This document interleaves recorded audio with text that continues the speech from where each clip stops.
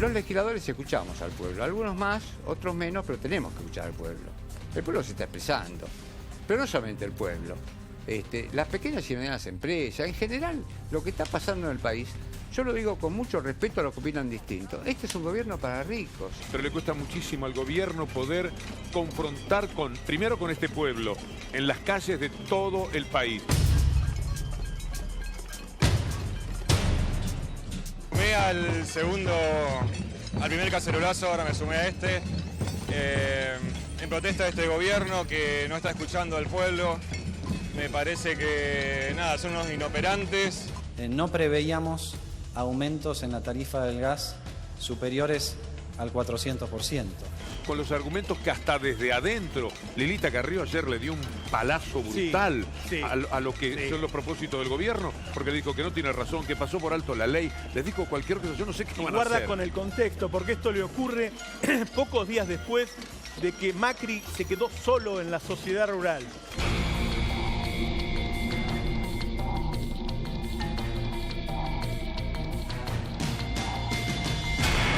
He sacado una medida interina por la cual ordeno que se suspendan las tarifas en un amparo de naturaleza colectiva en todo el país.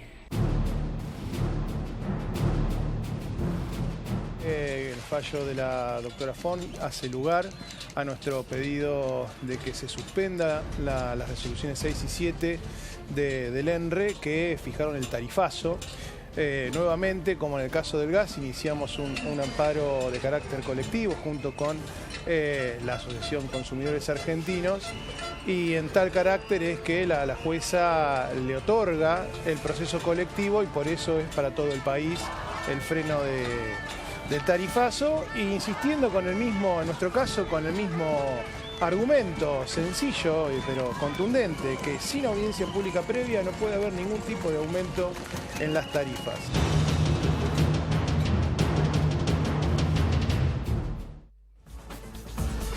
Bueno, 19:04 minutos. A esta hora empezamos a contarles a todos ustedes parte de lo que es el debate económico también acá en Remix de Noticias, para poder analizar lo que está pasando con la economía argentina. ¿Cómo estás, Damián? ¿Cómo estás, Nico? Bienvenido, Damián Dipache, para poder charlar. Ya se van a sumar más gente también para este debate económico.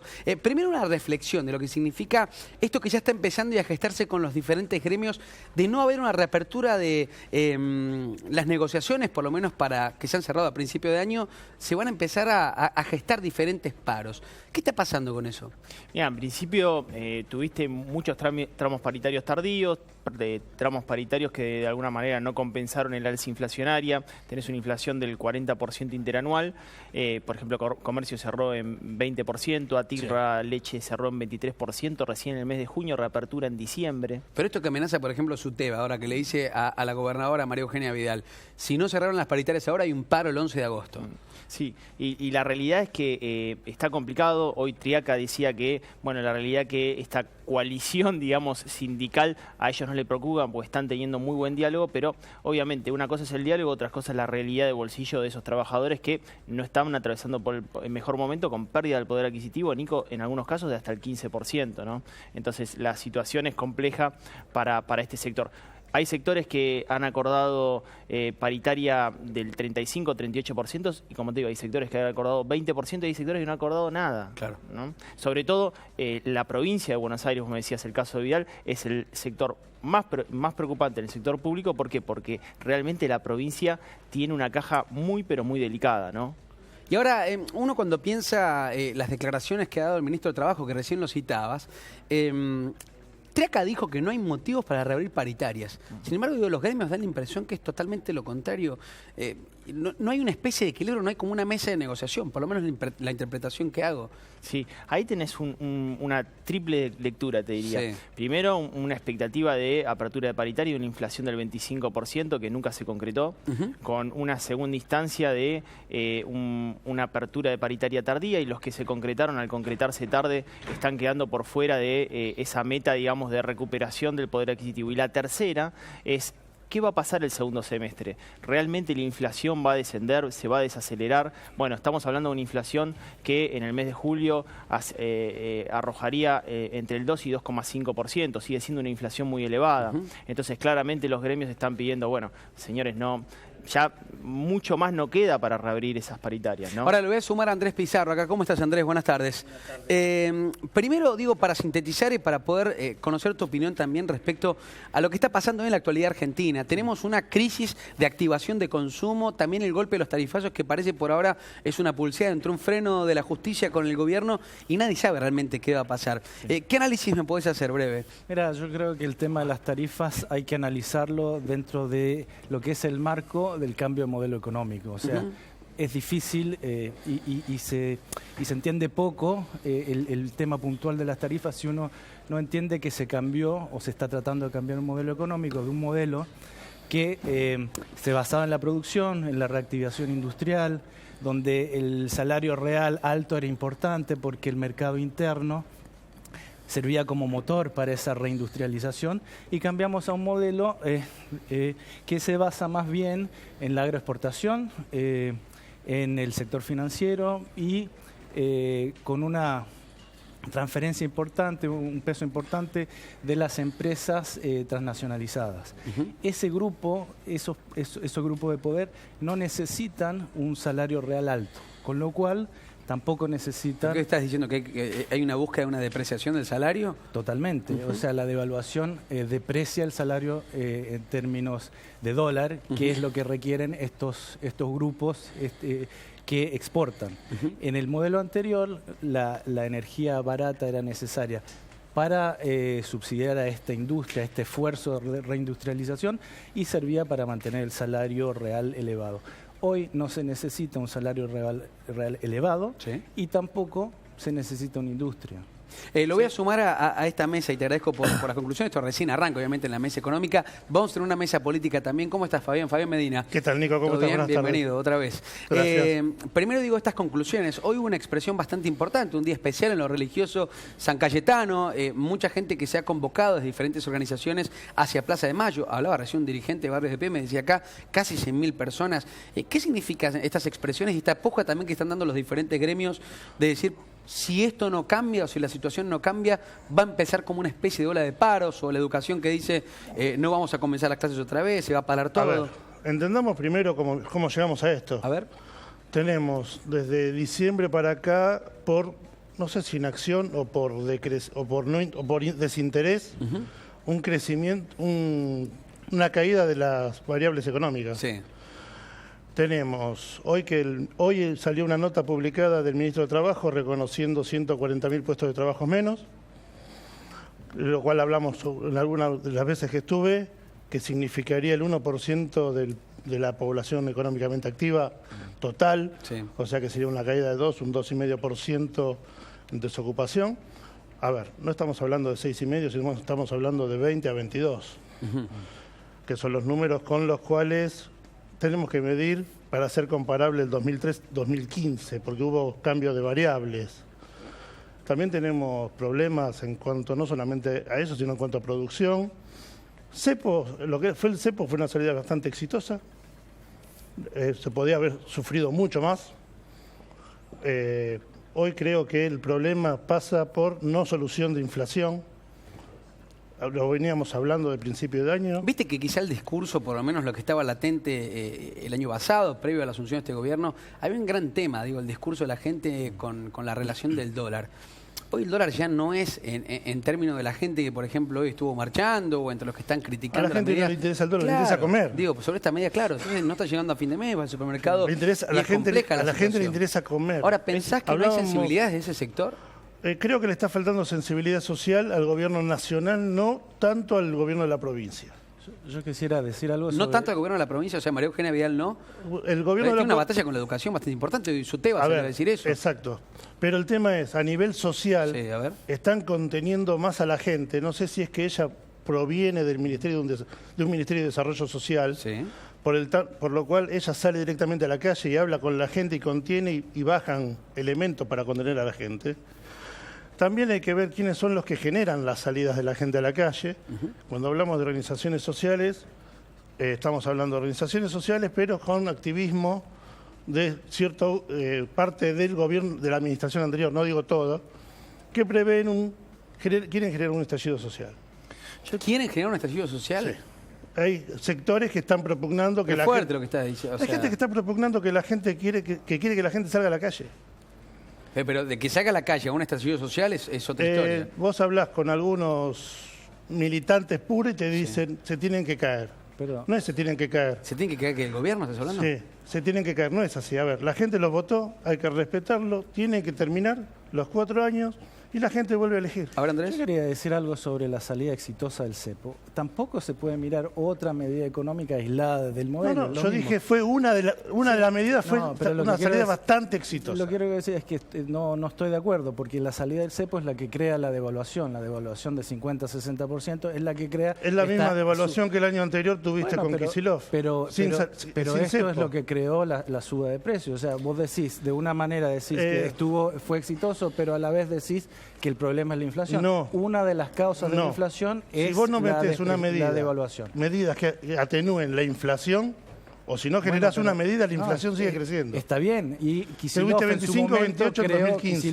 Creó si no generás una medida para bajarla y generar la producción, está bien. Eso se va a caer a 40 y está es bien. lógico. Kicillof creó esas medidas, acá no se han creado, pero la causa original es la devaluación. Entonces uno no puede decir en la misma frase que es exitosa la salida del cepo y a la vez decir... Ahora, déjenme meter un paréntesis. Quisiera que hablemos del tema pobreza en la República Argentina. Se habla tanto y se hace tan poco de este gobierno, del gobierno anterior. Digo, parece que hay una herencia en la cual se empiezan a medir índices de niveles de pobreza donde lamentablemente cada vez aumenta más en un lugar donde si algo que sobra es comida, lamentablemente. Hay gente que no tiene para morfar. Y realmente en este cruce de discursos hay gente que se muere de hambre. Digo, a mí me parece, más allá de las responsabilidades, ¿no? A mí me parece que, lo he dicho en muchas oportunidades, que hablar de pobreza cero en este país me parece una falta de respeto. ¿Por qué me parece una falta de respeto? Porque lograr pobreza cero al terminar una gestión, cuando en los últimos 100 años no lo hemos logrado, me parece como que es jugar con el número, ¿no? ¿Pero qué hay discursos cerrados, decís vos? ¿O qué, es un eslogan que se tomó que me parece que es exagerado. Vos imaginate que a mí me parecía muy bueno los dos candidatos de campaña, tanto Scioli como Macri, tomaron un elemento imprescindible para la política argentina, que fue el término desarrollismo. El desarrollismo implica seleccionar ciertos sectores de la economía y sobre todo fortalecer a través de la educación y la cultura ciertos valores perdidos totalmente. Bueno, vos fíjate que en términos educativos Argentina está muy mal y obviamente ese es el lugar para que mejorar los ingresos medios de nuestra población y sacar a la gente de la pobreza. La realidad es que en este primer semestre muy poco se ha visto, Nico, de un plan económico para sacar a la pobreza de nuestro país. No se ha visto, no tenemos todavía un plan económico. Eso está ausente. Y la realidad, por eso, hablar de pobreza en ese contexto... Uno escucha los discursos de los dirigentes y hay una expectativa, por lo menos una reducción de la inflación, como que hay un camino, por estas medidas que se han tomado del cepo, las medidas que sean más drásticas. Sin embargo, todavía hay cosas latentes que se han frenado, que es la discusión del tarifazo. Hay un freno de la justicia, pero sin embargo la gente sigue sin pagar y vaya a saber también cómo va a recibir eso que en este tiempo no ha pagado. Tarifazo, eso... A ver, yo lo que quería remarcar, que ya habían hablado los colegas, es que la realidad el anterior gobierno subsidiaba la oferta, es decir, a los oferentes del gas, la energía y el agua los subsidiaba. Decidió sacar ese subsidio de la oferta y que la demanda sea quien pague estas tarifas. En ese sentido, en el anterior gobierno, por lo menos en los últimos 4 años, subsidiar la oferta tampoco dio resultados, porque la realidad es que la caída de la inversión industrial viene cayendo en un 4,5% en los últimos 5 años. Y lo que pasa en este primer semestre es que vos le sacaste ese subsidio a la oferta, pero no mejoraste las variables macroeconómicas. ¿Cuáles son? Inflación. El tipo de cambio que se está erosionando con la aceleración de la inflación y el déficit fiscal, Nico. El déficit fiscal de este gobierno sigue siendo muy similar al del kirchnerismo, se prevé un 6,2%. Pero es fuerte saber o decir que la recesión le pone un techo a la inflación. Es que es general, es lo que genera el efecto de recesión. La gente consume menos, por lo tanto, si consume menos, los precios tienden a bajar, porque si no, no venden. Pero eso es recesión, esta inflación. ¿Cuál es la responsabilidad, más allá del gobierno que debería medirlo esto, o por lo menos equilibrarlo, gestionarlo, del sector empresario, ¿no? Que parece que asumió un gobierno nuevo, los precios se dispararon por las nubes y todavía crecen. Hace poco estamos con el conflicto del aceite, pasamos a la manteca, y así empezamos a pasar a diferentes productos que es hasta insólito en la República Argentina. Bueno, vos tenés lo que dijimos ahora, la causa de la inflación para mí tiene que ver con la devaluación, pero también con la posición dominante en mercados que son en Argentina muy oligopólicos y un gobierno, desafortunadamente, de empresarios que ha desarmado todas las unidades de control de esos precios. Entonces, de las dos causas que son más evidentes del alza de precios, este gobierno no está haciendo nada. Sobre el tema de la pobreza, que estoy de acuerdo con el colega, te diría que peor, es una falta de respeto mundial. No existe la pobreza cero en ningún lado del mundo. No existe. Totalmente. Entonces, es un eslogan que es una falta de respeto a nivel internacional. La pobreza nosotros la venimos midiendo en CEPA y nos da números espeluznantes. ¿Qué números? A ver. Mira, nosotros medimos al fin de noviembre 19%, 19 y pico de pobreza, y hoy en junio, que fue la última edición, en el Gran Buenos Aires, estamos del orden de 36%. ¿36%? Sí, pero lo peor no es eso. Es muchísimo. Muchísimo. La indigencia pasa del orden de 5 o 6% en esa fecha a alrededor de 8%. Eso significa que hay gente en la calle que no tiene que comer. La indigencia es que no puedes comer. Hace unos años la FAO le daba una suerte de premio al gobierno anterior porque estaba llegando a hambre cero. ¿Qué significa eso? Estaba por debajo de los 5% de indigencia. Hoy estamos en 8, en solo 7 yo tengo estos datos, a ver cómo los analizamos también. Porque realmente, hay que tener en cuenta que la semana que viene se van a dar a conocer los índices del INDEC, por lo menos del mes de julio. Y hay varias expectativas. Yo me anotaba acá algunos números que reflejan, por ejemplo, que el Producto Bruto Interno cayó un 2,4% en el segundo trimestre a nivel interanual. Digo, esa caída que se da, o la expectativa cae respecto a lo que puede ser, no sé, un 2,2% que se espera para julio, un 2% para agosto, esa caída, ¿bajo qué impacto? Porque estamos escuchando cifras de pobreza y quizá la gente, entre números y cosas, lo que más le preocupa es cuándo voy a poder ir al supermercado y que realmente la guita que tengo me rinda, ¿no? Entendamos lo más fácil. Cuando hablamos de números, no significa un número, significa que atrás hay gente. Bien. Empecemos por ahí. Cada punto de pobreza es un número muy alto, es un número muy grande de gente. Y en eso disiento un poquito con él, no en la actualidad, sino diciembre, ¿sí? Si lo vemos un poquito más repartido, inclusive hasta con la UCA, estamos hablando de 30 en diciembre, 35 ahora. Son bastante similares los números ahora. En cuanto a indigencia, va a ir creciendo. ¿Por qué? Porque tuviste el tarifazo que te generó un 20% de un salario promedio del momento en el cual se generó, o sea, abril, que la gente deja de consumir. Entonces, lógico, no llega a los niveles. A ver, un salario promedio era de 7.000 pesos en la calle, en abril. Un salario de indigencia, estás hablando de 5.000. Por abajo de la pata. O sea, eso en abril. Hoy ese valor subió y los salarios todavía informales siguen Déjame sin subir. entrar, Fabián, a lo que está pasando. Digo, lo estabas viendo en la pantalla. Ponelo, diré, a la imagen de la manifestación del día de hoy, día domingo, día de San Cayetano. Hay un tuit que pone Triaca, el ministro de Trabajo, que es como prácticamente un rezo a San Cayetano para que se mantengan las fuentes laborales. Dice, hoy es San Cayetano, que Dios nos acompañe cuidando el trabajo de los que lo tienen y abriendo oportunidades para los que lo buscan. ¿Cómo les cae a ustedes? A ver, él es el ministro, no tiene que pedir que Dios lo acompañe, él tiene que generar cosas que acompañen al crecimiento del país. Empecemos por ahí. El tema pasa mucho más directo en cuanto al Ministerio de Trabajo. No puede decir, no vamos a abrir nuevamente paritarias, cuando existen cláusulas gatillo en todos los convenios que se cerraron. Ante un nivel de inflación, se abre de nuevo la paritaria y se vuelve a calcular. Estamos hablando de un 42% por abajo de inflación anual. Ahora, ¿qué me dicen de los niveles de expectativas de la gente, no? Porque realmente, bajo estos discursos, como recién analizábamos, digo, pobreza cero, fin del cepo, o el tema de no límite al dólar. ¿Qué pasa con la gente bajo estas expectativas del discurso? Vos fíjate que hablábamos recién del tarifazo, hizo una muy buena encuesta el sector de opinión pública y estudios sociales de la Universidad de Buenos Aires en la semana, entonces le preguntaba a la gente si realmente podían pagar el tarifazo, ¿no? Y el 70% de los argentinos han tenido inconvenientes en pagar ese tarifazo. Sí. Y el 56% prevé que a pesar que lo pague, no va a haber un restablecimiento, mejoras en el servicio. Y claramente no va a haber, porque claramente hay también un retraso. La verdad que el déficit energético en Argentina es enorme.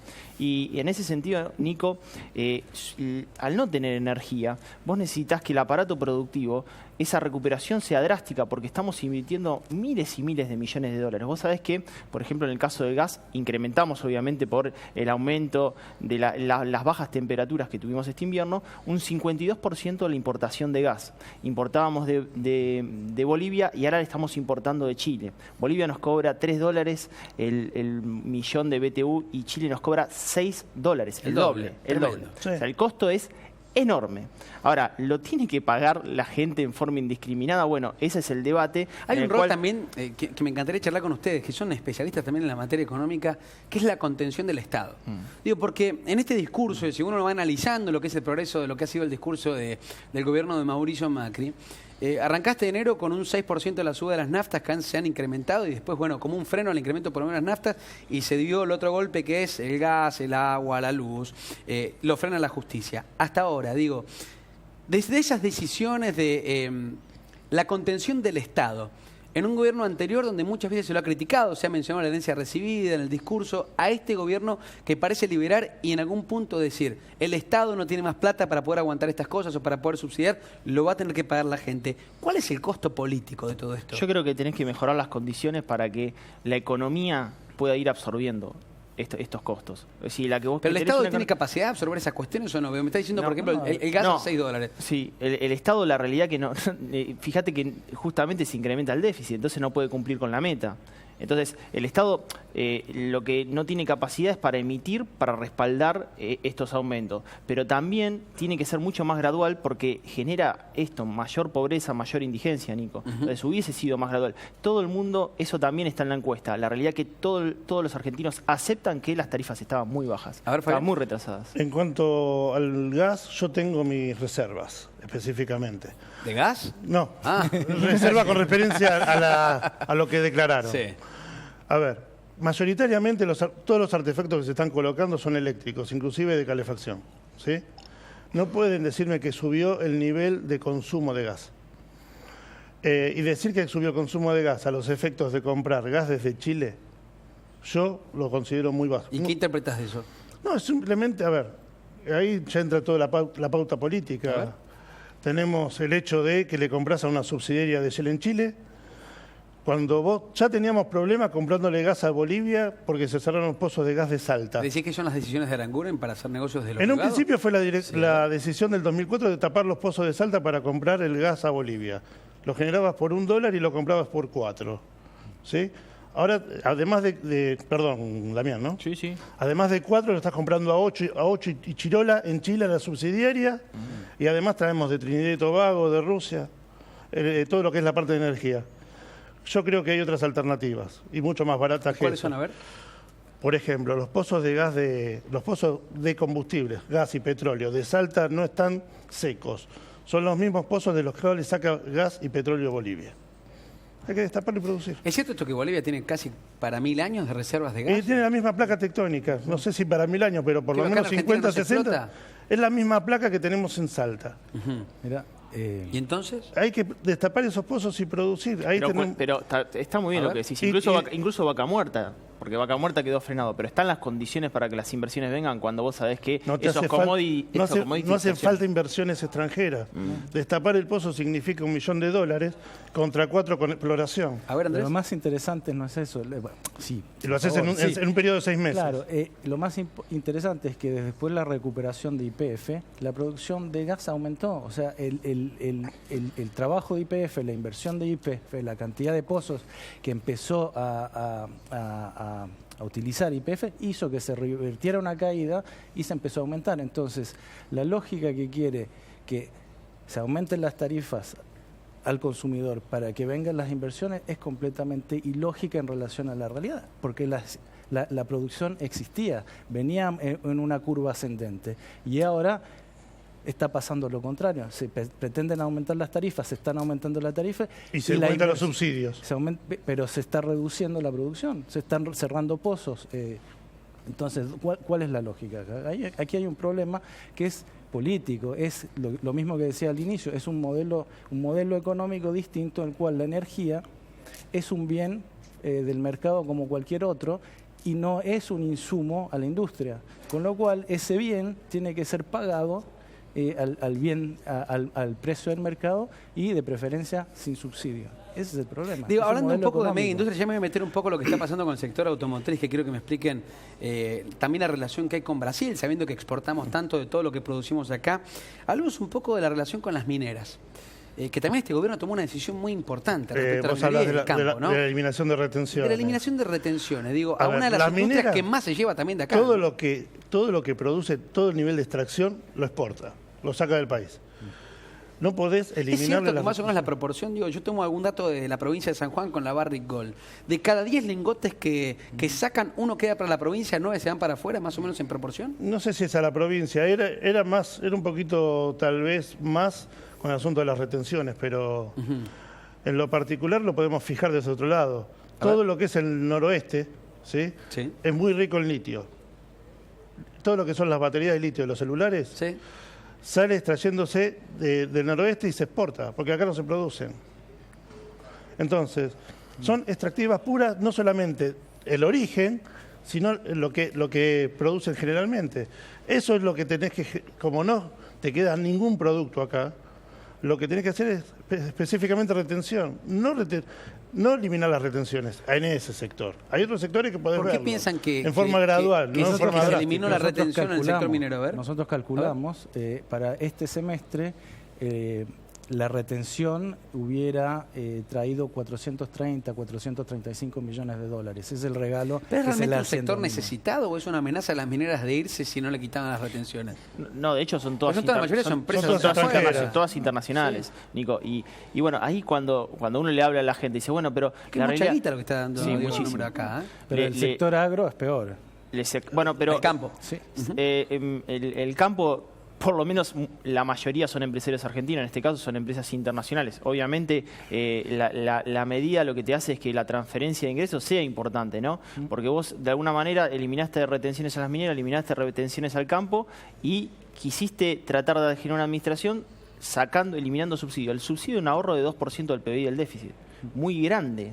Ese tarifazo, digamos, que está en vilo, era un ahorro muy grande para el Estado, que... Por otra parte, se perdía 2% del PBI de esta eliminación de retenciones, también muy grande, ¿no? Entonces compensás. A ver, en esa compensación, digo, quitarle las retenciones a sectores tan importantes como el campo o como las mineras, ¿directamente qué repercute? Mira, lo que yo te digo es que no mejoró la situación en cuanto a exportaciones e importaciones del sector. Déjame hacerte una pregunta un poco más sencilla, se la hago a los tres.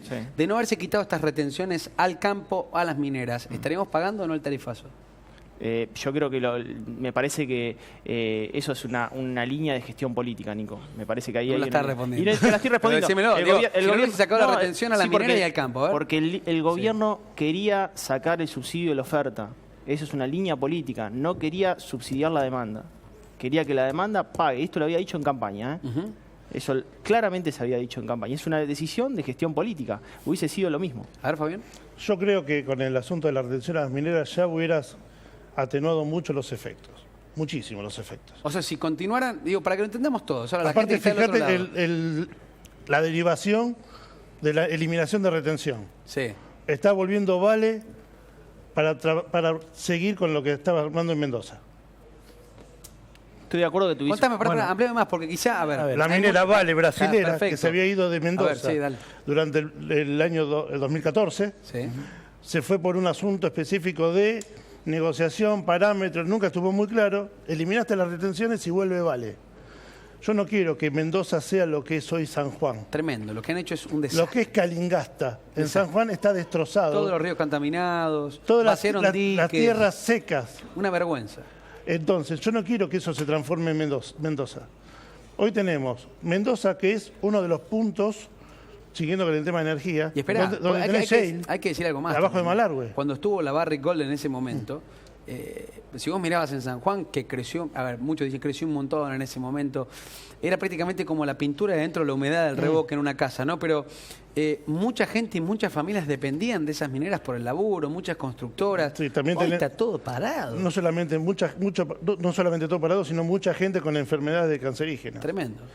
Que no tienen atención en San Juan puro por el nivel de complejidad. Tienen que salir a Mendoza o tienen que ir específicamente a otros lugares.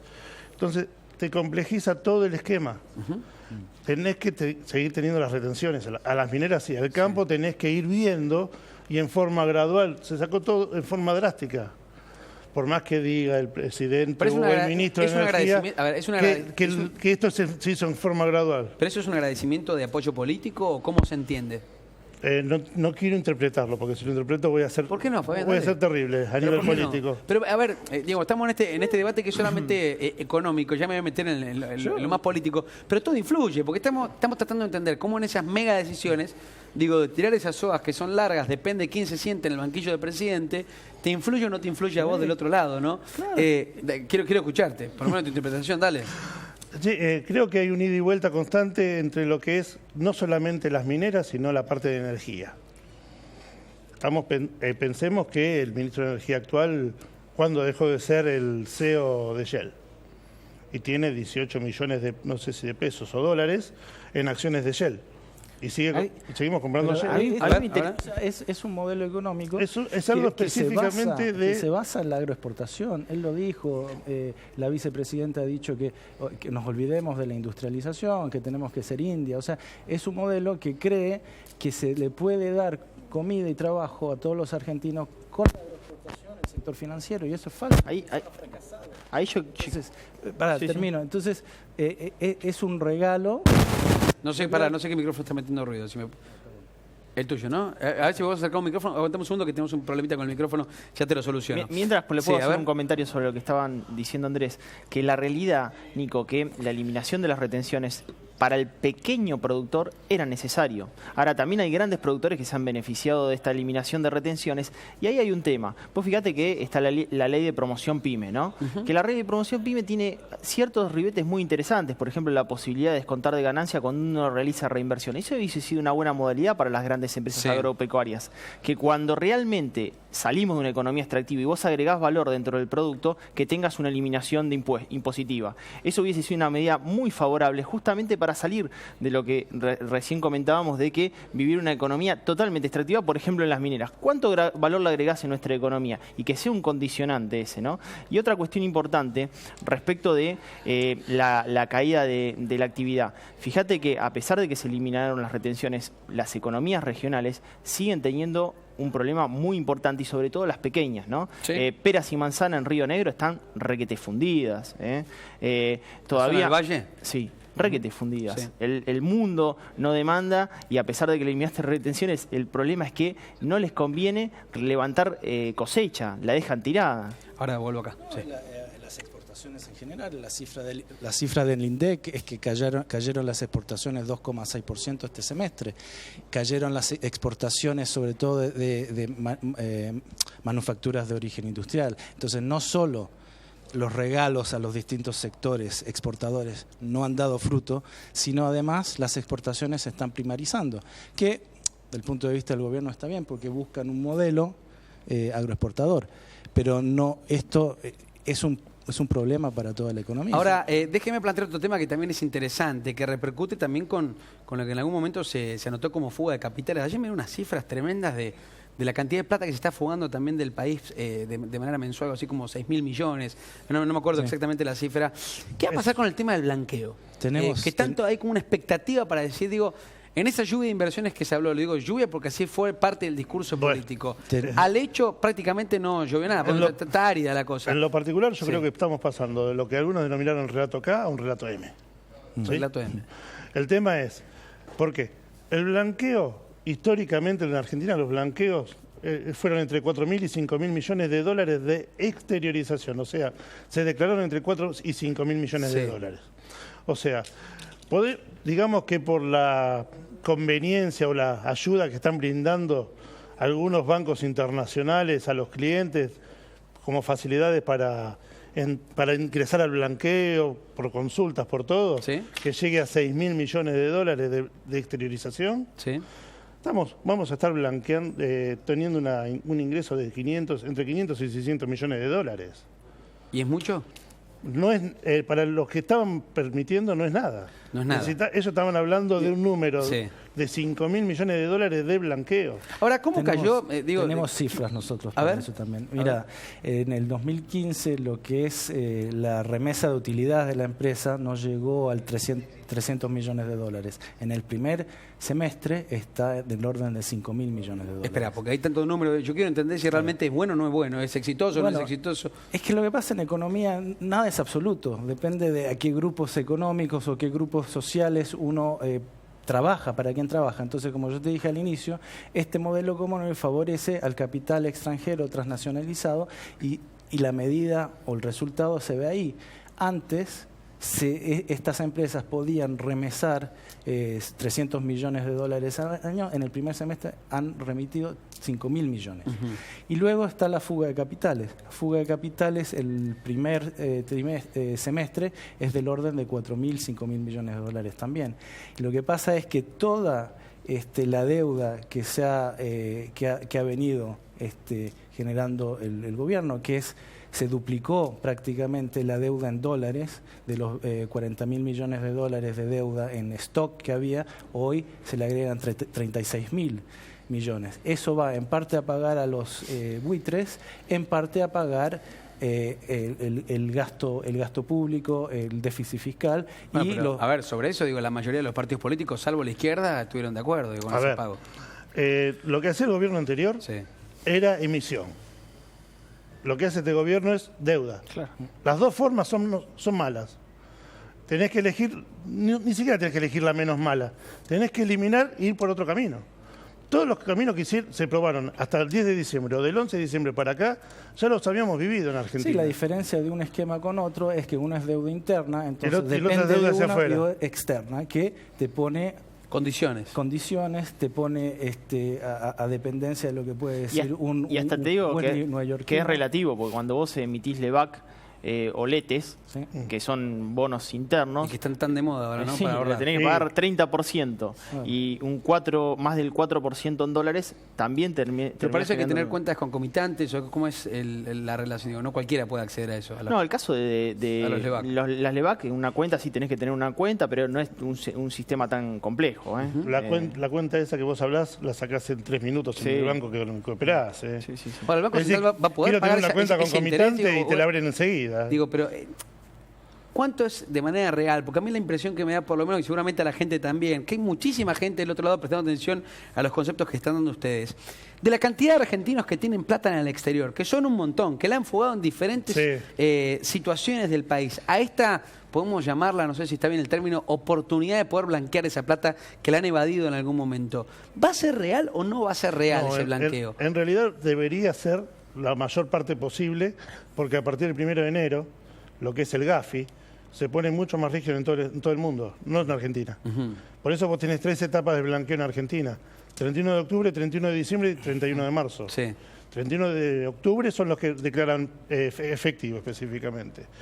31 de diciembre los que declaran todo hasta un 10%, y si declarás entre el 1 de enero y 31 de marzo es al 15 el pago que tenés que hacer. Ahora explíquenme esto. El costo del blanqueo, Nico, es bajísimo. Para que te des una idea en la región. Para lo que tienen que declarar. Claro, para que te des una idea en la región, Colombia y México, que también han llamado en otra oportunidad. Pero la historia no ha sido exitoso acá la situación del blanqueo. No, nunca. No. ¿Y por qué este gobierno tiene tanta expectativa sobre este blanqueo? ¿Por la no lluvia de inversiones? No, ¿o por qué? creo que están esperando que el contexto internacional desde el GAFI le sea favorable para la declaración de los bienes. Y ojo que no está entrando a Estados Unidos. Ojo que eso es importante, porque muchos argentinos tienen inversiones en Estados Unidos, que la verdad que si vos tenés, por ejemplo, una propiedad en Miami, no te va a tocar, porque Estados Unidos no está ingresando. Lo cual no es un dato menor. No, por supuesto. Tenemos muchísimos argentinos que tienen inversiones en Miami, en Estados Unidos, ¿no? Ahora, eso no les va a tocar para nada. Déjenme tirar un disparador que tiene que ver con la capacidad de ahorro de la gente hoy, ¿no? En qué elige ahorrar y en qué no va a ahorrar. Recién hablamos de los LEVAC. Y es parte de un discurso que ya en el 2002 estaba buscando acá. Cristina Kirchner confirmaba que digo, de la situación de sus ahorros, iba a especificar todos los dólares, ¿no? Que mandó Aníbal Fernández, ¿se acuerdan? En ese momento tenés que especificar tus ahorros y le pidió a todos los funcionarios que lo hagan. Cuando le pidió que se ponga el bonete. Claro, dijo que es más rentable tenerlo en pesos, me acuerdo en ese momento. Y el 5 de junio de este año salió a decir Cristina que había dolarizado sus ahorros y le lanzó en ese momento un cruce a Stolbizer sobre estas denuncias cruzadas que vienen teniendo. Sobre este cruce político que mañana se van a cruzar encima, mañana se van a ver la cara, dice Stolbizer, que va a ser bastante tenso. Del lado de la oposición, o por lo menos del gobierno, que el gobierno por un lado te dice, ahora vas a poder ahorrar en dólares, comprar dólares, lo que vos quieras, ya no hay límite. Y por otro lado, que ya hoy la cara de la oposición, como es Cristina Fernández de Kirchner, que te dice, yo prefiero irme al dólar y no al peso, cuando en su momento lo decía al revés. ¿Con qué nos quedamos? Con el dólar. Porque vos las ¿Estás todo de acuerdo acá con el dólar? No sé, las letes te dan más de un 4% en dólares, más una futura devaluación. Que yo te digo, el macrismo de alguna manera va a tender a caer en la trampa kirchnerista. El macrismo va a caer en la trampa. ¿Y cuál es esa trampa? El apalancamiento del tipo de cambio frente a las lesiones legislativas. ¿Estás de acuerdo? Lo van a anclar. A ver. Yo creo que sí, o sea, como decíamos al inicio, la inflación, gran parte de la inflación tiene que ver con este salto devaluatorio. Entonces, creo que ellos quieren anclar el dólar entre 14 y 16 pesos para mitigar un poco el tema de la inflación. Yo quería abundar en eso, porque tenemos efectivamente análisis que nos dicen que la cantidad de depósitos en dólares ha aumentado el 100% en este último semestre, lo que abunda en lo que vos decís, que es mucho más rentable el dólar. Pero acá hay una cultura también en la Argentina, ¿no? Del tema del dólar y el ladrillo. Son como las dos cosas que vos decís, esta va a ser como la relación segura, por lo menos discursiva, que los viejos te dicen, los familiares, siempre te van a decir, históricamente siempre ha sido una situación el dólar en la Argentina. Agregar ahí que esto viene de la desregulación financiera que se ha dado, que se pueden comprar más dólares, que pueden entrar y salir sin encaje, etcétera. Y lo que ha creado es una bicicleta financiera que es similar a la de los años 90, en donde si vos tenés dinero en Estados Unidos en dólares, lo traes, lo metes en Nevaco, en plazo fijo, gana el 30%, llegó hasta 38%. O sea, sigue ganando guita. Claro, lo cambias después a dólares, estás con este riesgo, pero si crees que se va a anclar el dólar entre 14 y 16, cambias y lo devolves para afuera. La gran parte de los ingresos de divisas que están habiendo están en esta bicicleta financiera. Entonces, el problema de esto, ¿cuál es? Que ¿por qué vendrían inversiones al sector productivo si pueden ganar 30% en el sector financiero? Bueno, les propongo, tengo que hacer una pausa muy cortita y después vamos a tener una conclusión general. Parece el gabinete económico está en el momento del debate. Ya voy a hacer la mesa política también, pero la verdad que es un placer estar charlando con ustedes para que todos ustedes también estén tomando los conceptos principales del por qué está pasando lo que está sucediendo